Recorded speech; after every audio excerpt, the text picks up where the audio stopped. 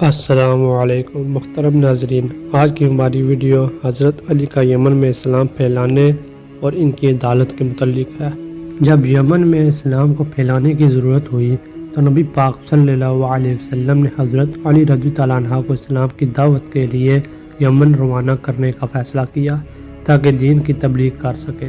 آپ رضی اللہ عنہ نے یمن پہنچ کر دین کا کام اتنے مؤثر انداز میں کیا کہ یمن کا سب سے بڑا قبیلہ ہمدان دارِ اسلام میں داخل ہو گیا۔ لیکن یمن روانہ ہونے سے پہلے نبی پاک صلی اللہ علیہ وسلم نے حضرت علی رضی اللہ عنہ کو 300 سواروں کے ساتھ روانہ کیا اور حضور نبی کریم صلی اللہ علیہ وسلم نے آپ کے سر مبارک پر امامہ باندھا اور سیاہ علم آپ رضی اللہ عنہ کے سپرد کیا۔ آپ رضی اللہ عنہ نے عرض کیا، یا رسول اللہ صلی اللہ علیہ وسلم، مجھے اہل کتاب کے پاس بھیج رہے ہیں، میں جوان ہوں، ان لوگوں کے متعلق فیصلہ کرنا میرے لیے مشکل ہوگا۔ جس پر آپ صلی اللہ علیہ وسلم نے سینہ علی پر ہاتھ رکھا اور فرمایا، اے الہی، علی کے سینہ کو کشادہ فرما اور اس کی زبان کو راست گو بنا اور اس کے دل کو نور ہدایت سے منور فرما۔ جب حضرت علی رضی اللہ عنہ ملک یمن پہنچے تو لوگوں کو دعوت حق دی، جس پر اہل یمن نے قبول کیا اور آپ رضی اللہ عنہ کی تبلیغ کی کاوشوں سے بے شمار لوگ دارِ اسلام میں داخل ہوئے۔ لیکن یمن کا ایک قبیلہ جس نے اسلام کو قبول نہ کیا اور مذہب کے مقام پر مقابلے پر اتر آیا تو حضرت علی رضی اللہ عنہ نے 300 سواروں کے مختصر لشکر کے ہمراہ ڈٹ کر مقابلہ کیا، جس پر وہ میدان چھوڑ کر فرار ہو گئے۔ جب یمن کے قبائل مسلمان ہو گئے تو حضرت علی رضی اللہ عنہ نے وہاں پر اسلام کو نافذ کیا اور عدالت لگائی، جس میں ایک عجیب و غریب مقدمہ پیش ہوا کہ ایک عورت نے ایک ماہ میں مختلف 3 مردوں کے ساتھ خلوت نشینی کی اور پھر وہ عورت حاملہ ہو گئی اور 9 ماہ بعد ایک لڑکا پیدا ہوا،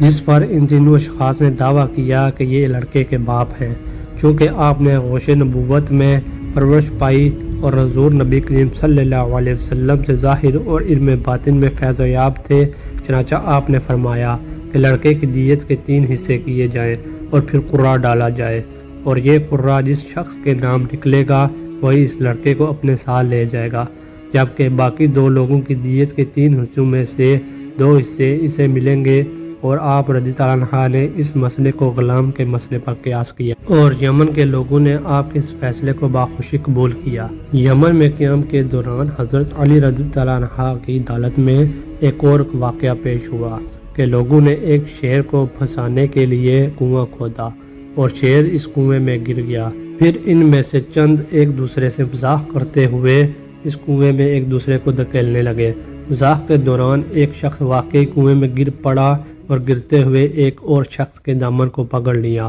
اور دوسرے شخص نے بھی بدحواسی میں تیسرے شخص کا اور تیسرے شخص نے چوتھے کا دامن پکڑا اور کنویں میں چاروں گر پڑے اور شیر نے چاروں کو چیر پھاڑ ڈالا، جس پر ان چاروں کے ورثاء ایک دوسرے سے جھگڑنے لگے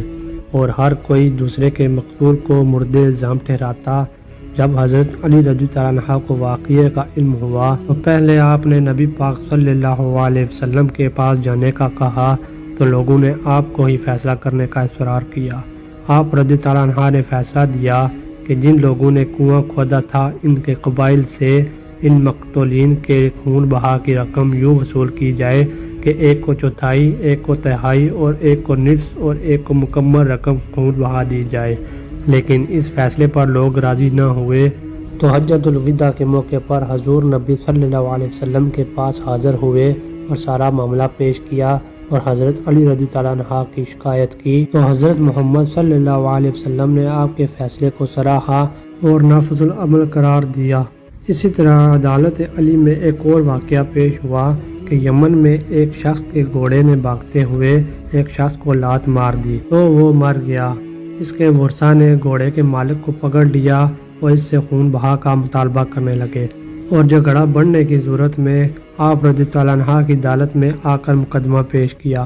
آپ رضی اللہ عنہ نے فیصلہ کرتے ہوئے فرمایا، گھوڑے کے مالک پر دیت کی رقم واجب نہیں ہے۔ مقتول کے ورثاء آپ رضی اللہ عنہ کے فیصلے سے مطمئن نہ ہوئے تو نبی کریم صلی اللہ علیہ وسلم کے پاس حاضر ہو کر مقدمہ پیش کیا اور آپ رضی اللہ عنہ کی شکایت کی۔ حضور نبی کریم صلی اللہ علیہ وسلم نے فرمایا، ظلم نہیں کر سکتا اور میرا بھی وہی فیصلہ ہے جو علی نے کیا ہے۔ مقتول نے آپ صلی اللہ علیہ وسلم کی بات سنی تو کہا یا رسول اللہ صلی اللہ علیہ وسلم، ہم آپ کے فیصلے پر راضی ہیں اور ہم حضرت علی رضی اللہ عنہ کے فیصلے کو بھی تسلیم کرتے ہیں۔ ویورز، ہماری ویڈیو کو لائک کریں اور سبسکرائب کریں چینل کو، اور ہمارے حوصلے کو بلند کریں۔ شکریہ۔